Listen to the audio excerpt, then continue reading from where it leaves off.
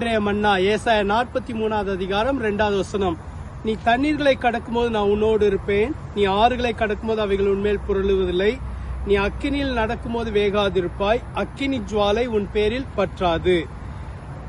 இந்த இடத்துல கர்த்தர் தம்முடைய ஜனங்களை பார்த்து நான் உன்னோடு இருப்பேன் என்று ஒரு வாக்கு பண்ணுகிறார்.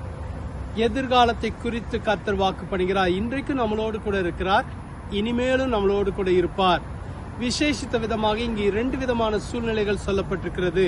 தண்ணீர்களை கடக்கும் போது, அக்கினியில் நடக்கும் போது.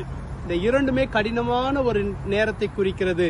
ஆனா இந்த 2 நேரத்திலும் நான் உன்னோடு கூட இருப்பேன். கர்த்தர் நம்மளோடு கூட இருக்கிறபடினால், கர்த்தர் நம்மோடு கூட இருக்க போகிறபடினாலும் எந்த ஒரு அக்கினியும் எந்த ஒரு ஜலமும் நம்மளை சேதப்படுத்த முடியாது. தண்ணீர்கள் உன்மேல் புரளுவதில்லை, அக்கினி உன் பேரில் பற்றாது. எல்லா தீங்குக்கும் கர்த்தர் விலக்கி காப்பார், எந்த ஒரு சேதமும் வராதபடி காப்பார். ஜெபிக்கலாமா?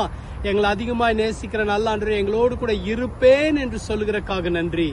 விசேஷித்த விதமாக அக்கினியில் நடக்கும் போது, தண்ணீரை கடக்கும் போது நீர் எங்களோடு இருப்பேன்னு சொன்னதுக்காக நன்றி. எதுவும் எங்களை சேதப்படுத்தாதபடி காக்க வல்லவராக இருக்கிறக்காக நன்றி. ஆசீர்வதிங்க, அற்புதங்களை செய்யுங்க, பெரிய காரியங்களை கர்த்தர் செய்ய முடியாது ஜெபிக்கிறோம். இந்த நாள் ஆசீர்வதிக்கப்பட்ட நாளாக இருக்கட்டும். இயேசுவின் மூலம் ஜெபிக்கிறோம் பிதாவே, ஆமென். கர்த்தர் உங்களை ஆசீர்வதிப்பாராக. ஆமென்.